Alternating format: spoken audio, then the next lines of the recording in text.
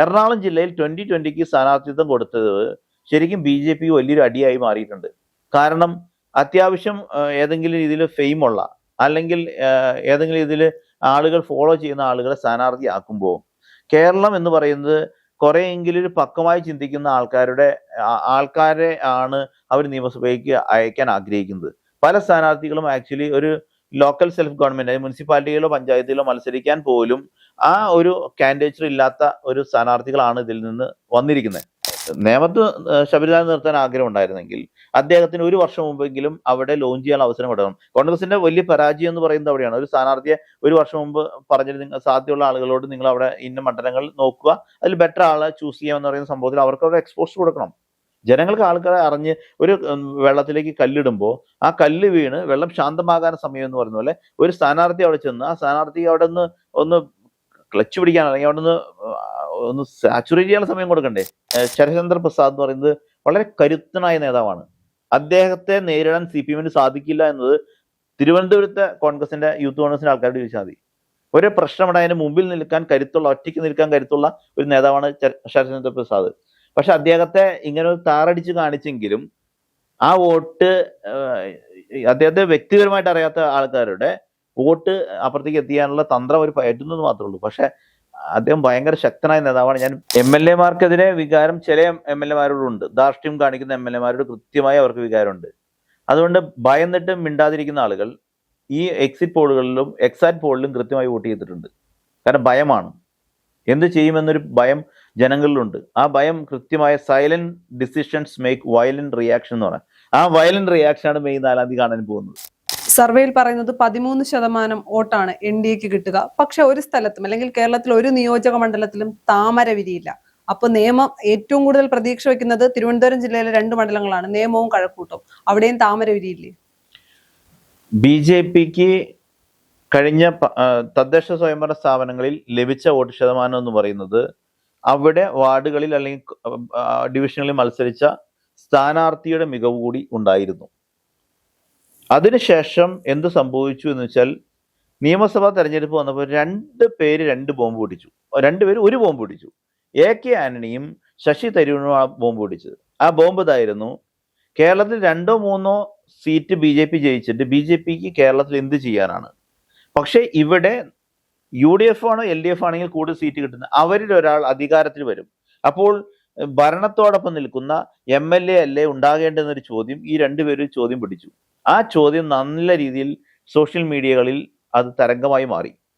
അത് ഒന്നാമത്തെ കാര്യം. രണ്ടാമത്തെ കാര്യം എന്ന് പറയുന്നത് ഈ വോട്ട് ഷെയർ എന്ന് പറയുന്നത് മുമ്പ് ഉണ്ടായ വോട്ട് ഷെയറിനേക്കാളും താഴേക്ക് BJP പോയിട്ടുണ്ട് എന്നാണ് ഇതിൻ്റെ കാര്യം. അതിനൊരു കാരണം എന്ന് പറയുന്നത് സ്ഥാനാർത്ഥി നിർണയം തന്നെയാണ്. എറണാകുളം ജില്ലയിൽ 2020 സ്ഥാനാർത്ഥിത്വം കൊടുത്തത് ശരിക്കും BJP വലിയൊരു അടിയായി മാറിയിട്ടുണ്ട്. കാരണം അത്യാവശ്യം ഏതെങ്കിലും രീതിയിൽ ഫെയിമുള്ള അല്ലെങ്കിൽ ഏതെങ്കിലും രീതിയിൽ ആളുകൾ ഫോളോ ചെയ്യുന്ന ആളുകളെ സ്ഥാനാർത്ഥിയാക്കുമ്പോൾ കേരളം എന്ന് പറയുന്നത് കുറെയെങ്കിലും ഒരു പക്വമായി ചിന്തിക്കുന്ന ആൾക്കാരെ ആണ് അവർ നിയമസഭയ്ക്ക് അയക്കാൻ ആഗ്രഹിക്കുന്നത്. പല സ്ഥാനാർത്ഥികളും ആക്ച്വലി ഒരു ലോക്കൽ സെൽഫ് ഗവൺമെന്റ്, മുനിസിപ്പാലിറ്റിയിലോ പഞ്ചായത്തിലോ മത്സരിക്കാൻ പോലും ആ ഒരു കാൻഡിഡേച്ചർ ഇല്ലാത്ത ഒരു സ്ഥാനാർത്ഥികളാണ് ഇതിൽ നിന്ന് വന്നിരിക്കുന്നത്. ഇത് എൻ്റെ ക്ലാസ്സിൽ വന്ന BJP ആളുകളോട് പറഞ്ഞു, നിങ്ങൾ എന്തുകൊണ്ടാണ് ഇങ്ങനത്തെ സ്ഥാനാർത്ഥികളെ നിങ്ങൾ നിങ്ങൾ നിർത്തുമ്പോൾ സ്വാഭാവികമായിട്ടൊരു നിയമസഭാ അംഗമാകാൻ ഒരു കപ്പാസിറ്റിയോ അപ്പിയറൻസോ അല്ലെങ്കിൽ ഐഡിയോളജിയോ ഉള്ള ആൾക്കാരെ വെച്ചിരുന്നെങ്കിൽ നിങ്ങൾക്ക് കുറേയും കൂടി മൈലേജ് കിട്ടുമായിരുന്നില്ലേ എന്ന് ചോദിച്ചത്. അവർ സർവേ കഴിഞ്ഞപ്പോൾ പറഞ്ഞു, സാറേ ഇത് നിങ്ങൾ പറഞ്ഞത് വളരെ കറക്റ്റാണ്. ഈ സർവേ റിപ്പോർട്ടിൽ പലയിടത്തും 10,000-ന്റെ 5,000-ന്റെ വോട്ട് കുറവ് എന്ന് പറയുന്നത് യഥാർത്ഥത്തിൽ സംഭവിക്കാൻ പോകുന്നതാണെന്ന് പറഞ്ഞു. അപ്പൊ ഇതാണ് പലയിടത്തും വോട്ട് മൊത്തത്തിൽ കുറയാൻ കാരണമായി. ഇപ്പൊ നേമത്ത് നിൽക്കുമ്പോൾ അപ്പൊ അദ്ദേഹത്തിന് കിട്ടേണ്ട വോട്ട് എന്ന് പറയുന്നത് ശരിക്കും താഴേക്ക് പോയിരിക്കുന്നത്. അതിന് കാരണം ഈ രീതിയിലുള്ള അലൈൻമെന്റ് ആണ് പ്രശ്നം ഉണ്ടായിട്ടുള്ളത്. അല്ല, ഇപ്പം ഏറ്റവും കൂടുതൽ പ്രതീക്ഷ വയ്ക്കുന്ന 2 മണ്ഡലങ്ങൾ എടുത്താൽ തിരുവനന്തപുരം ജില്ലയിൽ ഒന്ന് നേമവും കഴക്കൂട്ടമാണ്. നേമം എടുക്കുകയാണെങ്കിൽ ശിവൻകുട്ടി, രാജീവ് ചന്ദ്രശേഖർ, ശബരിനാഥ്. അപ്പൊ അവിടെ എന്തായാലും UDFന് ജയിക്കാനുള്ള ഒരു സാധ്യതയുണ്ടോ? അല്ലെങ്കിൽ നേമത്താണ് ഏറ്റവും കൂടുതൽ പ്രതീക്ഷ വയ്ക്കുന്നത് BJP? കാരണം തിരുവനന്തപുരം കോർപ്പറേഷനിൽ താമര വിരിഞ്ഞ സ്ഥിതിക്ക് നേമത്ത് താമര വിരിയുമെന്ന് തന്നെയാണ് ഇപ്പോഴും BJP ക്യാമ്പിന്റെ ആത്മവിശ്വാസം. അല്ല, BJP ക്യാമ്പിന്റെ യഥാർത്ഥ വിശ്വാസം എന്ന് പറയുന്നത് അവർക്ക് വട്ടപൂജ്യമായിരിക്കും എന്ന വിശ്വാസമാണ് അവരുള്ളത്. കാരണം BJP നേതാക്കന്മാർ പേഴ്സണലി അവർ അംഗീകരിക്കുന്നുണ്ട്. പക്ഷെ അവസാന നിമിഷം വരെ ജയിക്കുമെന്ന വിശ്വാസം നിലനിർത്തുക എന്ന് പറയുന്ന ഒരു കോൺഫിഡൻസ് അത്തരം പ്രവർത്തകരിൽ നിലനിർത്താൻ വേണ്ടി മാത്രം പറയുന്ന കാര്യമാണ്. അപ്പൊ അവിടെ ഒരു കാര്യം എന്ന് പറയുന്നത് അവിടെ കോൺഗ്രസ് അല്ല ജയിക്കാൻ സാധ്യതയുള്ളൂ. അവിടെ ശിവൻകുട്ടി തന്നെ തുടരാനുള്ള സാധ്യതയാണ് അവിടെ കാണുന്നത്. അവിടെ അദ്ദേഹത്തിന് ഒരു ആളുകൾക്ക് താല്പര്യമുണ്ട്. നിയമസഭയിൽ കാണിച്ച പ്രശ്നങ്ങളൊക്കെ വേറെ സൈഡിലെങ്കിലും അദ്ദേഹത്തിന് ഒരു താല്പര്യം. രണ്ടാമത്തെ കാര്യം എന്ന് വെച്ചാൽ ഈ നേമത്ത് കൊണ്ടുപോയി ശബരിനാഥിനെ ഇറക്കുമ്പോൾ അതിന് കുറച്ച് സമയമെങ്കിലും വേണമായിരുന്നു.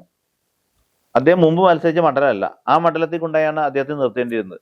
ആ മണ്ഡലത്തിൽ നിർത്തിയ ആളെ ഇവിടെ നിർത്തിയെങ്കിലും UDF ജയിക്കാമായിരുന്നു. അത് ഞാൻ പറഞ്ഞ സ്ഥാനാർത്ഥി നിർണയവുമായി ബന്ധപ്പെട്ട് കോൺഗ്രസിനുണ്ടായ ചില കാര്യങ്ങൾ, ഒരു അലൈൻമെന്റ്. അല്ല, അങ്ങനെയാണെങ്കിൽ ഒരു ചോദ്യമുണ്ടല്ലോ, നേമത്ത് ആരെ മത്സരിപ്പിക്കുമെന്ന്? ശബരിനാഥ് അല്ലെങ്കിൽ മറ്റാര് നേമത്ത് ധൈര്യപൂർവ്വം? പഴയ DCC പ്രസിഡന്റ് അരുവിക്കര സ്ഥാനാർത്ഥി.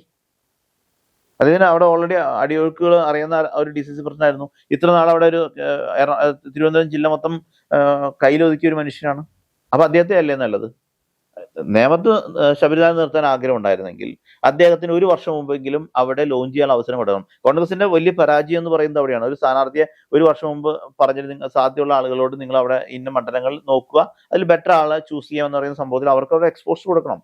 ജനങ്ങൾക്ക് ആൾക്കാരെ അറിഞ്ഞ് ഒരു വെള്ളത്തിലേക്ക് കല്ലിടുമ്പോൾ ആ കല്ല് വീണ് വെള്ളം ശാന്തമാകാൻ സമയം എന്ന് പറയുന്ന പോലെ ഒരു സ്ഥാനാർത്ഥി അവിടെ ചെന്ന് ആ സ്ഥാനാർത്ഥി അവിടെ ഒന്ന് ക്ലച്ച് പിടിക്കാൻ, അല്ലെങ്കിൽ അവിടെ ഒന്ന് സാച്ചുറേറ്റ് ചെയ്യാനുള്ള സമയം കൊടുക്കണ്ടേ? ഒരു ദിവസം പറയുന്നു, പിറ്റേ ദിവസം ചെല്ലുന്നു, 2 ആഴ്ച കഴിയുമ്പോൾ ഇലക്ഷൻ കഴിയാണ്. എങ്ങനെയാ പറ്റുന്നത്?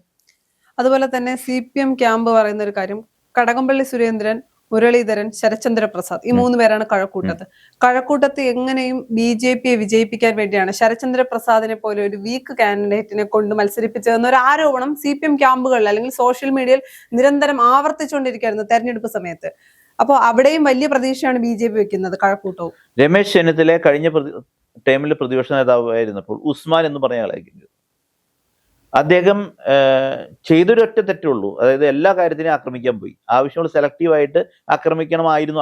അദ്ദേഹം അങ്ങനെ ആക്രമിച്ചിരുന്നെങ്കിൽ അദ്ദേഹത്തിന് അങ്ങനത്തെ ഒരു ബ്രാൻഡ് നെയിം അവർ കൊണ്ടുവരാൻ പറ്റിയായിരുന്നു. പക്ഷെ രമേശ് ചെന്നിത്തല മോശം നേതാവാണോ? രമേശ് ചെന്നിത്തല ഇന്ത്യ കണ്ട ഏറ്റവും പ്രഗത്ഭരായ കോൺഗ്രസിന്റെ നേതാക്കന്മാരിൽ ഒരാളാണ് രമേശ് ചെന്നിത്തല. അതൊരിക്കലും നമുക്ക് മാറ്റി പറയാൻ പറ്റില്ല. രമേശ് ചെന്നിത്തല KC വേണുഗോപാൽ ആയിക്കോട്ടെ, അല്ലെങ്കിൽ സതീശൻ ആയിക്കോട്ടെ, അല്ലെങ്കിൽ തിരുവഞ്ചൂർ ആയിക്കോട്ടെ, ഇവരൊക്കെ, അല്ലെങ്കിൽ AP അനിൽകുമാർ ആയിക്കോട്ടെ, ഇവരൊക്കെ അതിശക്തരായ നേതാക്കന്മാരാണ്. പക്ഷെ നമ്മുടെ ശക്തി തെളിയിക്കേണ്ട സ്ഥലങ്ങളിൽ ശക്തി തെളിയിക്കാൻ അല്ലാത്ത സ്ഥലങ്ങളിൽ നമ്മൾ അനങ്ങാതിരിക്കുകയും ചെയ്യണം. അതുപോലെ തന്നെ ശരത്ചന്ദ്ര പ്രസാദ് എന്ന് പറയുന്നത് വളരെ കരുത്തനായ നേതാവാണ്. അദ്ദേഹത്തെ നേരിടാൻ CPM സാധിക്കില്ല എന്നത് തിരുവനന്തപുരത്തെ കോൺഗ്രസിന്റെ യൂത്ത് കോൺഗ്രസിന്റെ ആൾക്കാരോട് ചോദിച്ചാൽ മതി.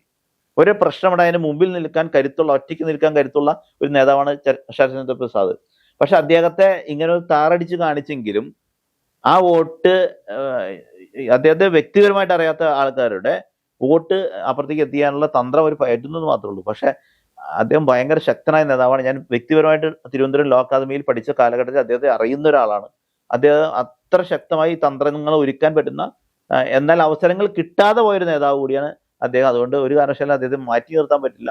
അവരെ കളിയാക്കലൊക്കെ നടക്കട്ടെ. ഈ CPM പറഞ്ഞ പോലെ എക്സാറ്റ് പോൾ വരുന്നതിന്റെ പോളിന്റെ റിസൾട്ട് വരുന്നത് മെയ് 4-ാം തീയതി ആണല്ലോ. അന്ന് ഇതെല്ലാം മാറി ചിന്തിക്കുന്ന കാലഘട്ടം അവിടെ ഉണ്ടാവും. അല്ല, 89 സീറ്റുമായി UDF അധികാരത്തിൽ വരുമെന്ന് സർവേയിൽ പറയുമ്പോൾ അങ്ങനെയാണെങ്കിൽ LDFന്റെ കോട്ടകൾ പലതും തകർക്കേണ്ടി വരും, തകരുന്നുണ്ട്. അങ്ങനെ തകരണമെങ്കിൽ ഒരു ഭരണവിരുദ്ധ വികാരം മാത്രം കൊണ്ട് അതിന് സാധിക്കുമെന്ന് എനിക്ക് തോന്നുന്നില്ല. കാര്യം ആദ്യം മുതലേ ഉള്ള CPMന്റെയും LDFന്റെയും ആത്മവിശ്വാസം എന്ന് പറയുന്നത് ഭരണവിരുദ്ധ വികാരമുണ്ട്. പിണറായി എന്ന മുഖ്യമന്ത്രിയോടുള്ള ഒരു എതിർ അഭിപ്രായം സാധാരണക്കാരായ ജനങ്ങൾക്കുണ്ട്. എന്നാൽ MLA-മാർക്കെതിരെ അത്ര ശക്തമായ വികാരമില്ല എന്നൊരു അഭിപ്രായമുണ്ട്. അങ്ങനെയാണെങ്കിൽ കോട്ടകൾ പൊളിക്കുക അത്ര എളുപ്പമാകുമോ? MLA-മാർക്കെതിരെ വികാരം ചില MLA-മാരോടുണ്ട്. ധാർഷ്ട്യം കാണിക്കുന്ന MLA-മാരോട് കൃത്യമായി അവർക്ക് വികാരമുണ്ട്. അതുകൊണ്ട് ഭയന്നിട്ട് മിണ്ടാതിരിക്കുന്ന ആളുകൾ ഈ എക്സിറ്റ് പോളുകളിലും എക്സാറ്റ് പോളിലും കൃത്യമായി വോട്ട് ചെയ്തിട്ടുണ്ട്. കാരണം ഭയമാണ്. എന്ത് ചെയ്യുമെന്നൊരു ഭയം ജനങ്ങളിലുണ്ട്. ആ ഭയം കൃത്യമായ silent decisions make violent reaction എന്ന് പറയാം. ആ വയലന്റ് റിയാക്ഷനാണ് മെയ് 4-ാം തീയതി കാണാൻ പോകുന്നത്.